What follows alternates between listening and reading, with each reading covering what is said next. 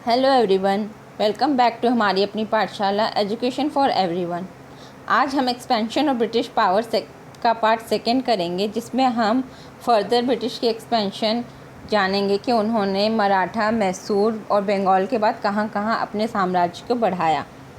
पहला एनेक्सेशन है अवध का, जो कि 1856 में हुआ था।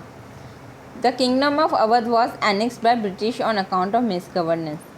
जो भी अवध का किंगडम था वो लॉर्ड डलहौजी द्वारा ले लिया गया, ये कह के कि जो नवाब वाजिद अली शाह थे वो यहाँ पे अच्छे से रूल नहीं कर रहे हैं, जो कि सच भी था। Nawab Wajid Ali Shah, the Nawab of Awadh, was accused by British of having misgovernance his state. His state was therefore annexed by 1856 by Lord Dalhousie. Nawab Wajid Ali Shah ने अपनी जो भी वहाँ पे ट्रेडर्स थे या जो भी फार्मर्स थे, किसान वगैरह थे, उन पे इतना कर लगा दिया कि वो ना कर चुका पा रहे थे, ना ही कोई और बिज़नेस कर पा रहे थे। इसलिए उनका जो स्रोत था, पैसे का, आय का स्रोत था, वो सब बंद हो गया था।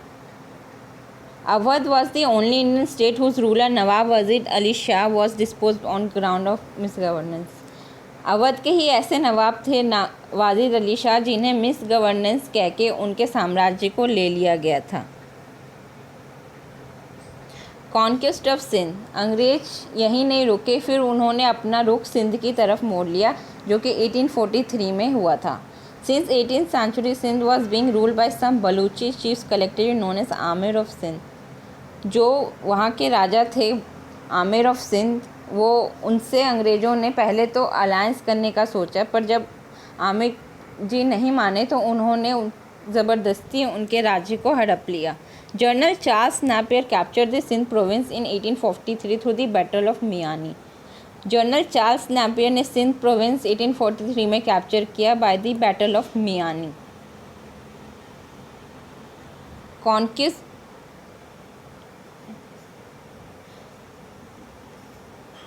Conquest of Punjab. After the death of Ranjit Singh in 1839, there was a state of archery in Punjab. Sindh से होते हुए जो ब्रिटिशर्स थे वो गए पंजाब की ओर, जहाँ पे राजा रंजीत सिंह की डेथ के बाद, जो कि 1839 में हुआ था, उन्होंने पंजाब को हथियाना शुरू किया। Conquest of Punjab was completed in 1849। उन्होंने 1849 तक आते आते फाइनली पंजाब को कैप्चर करने के लिए पूरी तरह से तैयार हो गए। British refer to control Punjab resulted into 2 wars, और इसी संदर्भ में 2 लड़ाइयाँ हुई। फर्स्ट एंग्लो सिख वॉर हुआ था 1845 से 1846 के बीच में। The Britishers defeated Sikh troop and the treaty of Lahore was sign. यहाँ पे ब्रिटिशर्स ने जो था वो सिख आर्मी को हरा दिया और ट्रीटी ऑफ लाहौर यहीं पे साइन हुई थी। To average the defeat in the first Anglo-War, Sikh troops started a number of revolts leading to the second Anglo-Sikh War. सिखों के हार जाने के बाद सिख चुप नहीं रहे और उन्होंने रिवॉल्ट करना शुरू किया, जो कि 1848 से 1849 के बीच में स्टार्ट हुआ। The war ended with whole अब पंजाब अंडर ब्रिटिश रूल। पर इससे सिखों को तो कोई फ़ायदा नहीं हुआ, उल्टा जो ब्रिटिश साम्राज्य था वो पूरी तरह पंजाब में फैल गया। अब हम इम्पॉर्टेंट डेट्स ऑफ एनेक्सेशन पढ़ेंगे। एनेक्सेशन ऑफ अवध हुआ था 1856 में। कॉन्क्वेस्ट ऑफ सिंध हुआ था 1843 में। फर्स्ट एंग्लो सिख वॉर हुआ था 1845 से 1846 के बीच में।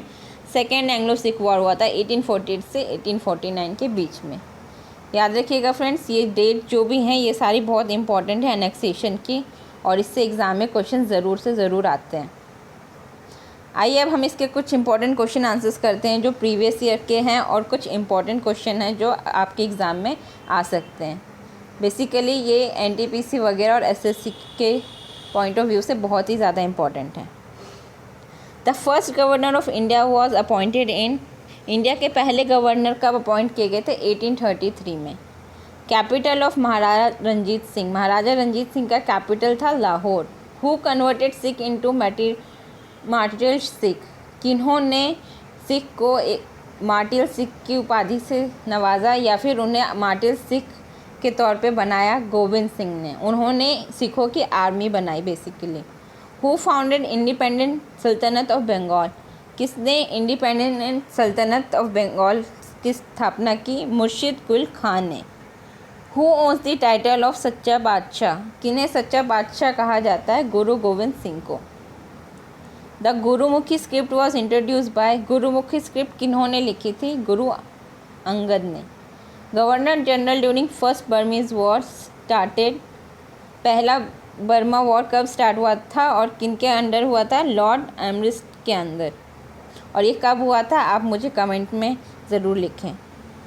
Last major extension of British Indian territory took place during the time of, जो मेजर एक्सटेंशन हुआ था ब्रिटिश साम्राज्य का वो किस गवर्नर के दौरान हुआ था? कार्यकाल के दौरान, लॉर्ड डफरिन के दौरान।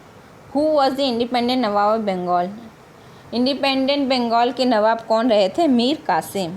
Who established embassies in foreign countries on modern line, किसने एम्बेसी की स्थापना की थी? टीपू सुल्तान ने। The ruler of which state was removed from power by the British on the pretext of misgovernance, misgovernance कह के किस नवाब को हटा दिया गया था? ये आप मुझे कमेंट करेंगे। और इस जगह का नाम था Awadh. Who was appointed as deputy diwan of Bihar by Robert Clive, किन्हें डिप्टी दीवान बनाया गया बिहार का? रॉबर्ट क्लाइव के कार्यकाल में राजा शिताब राय को।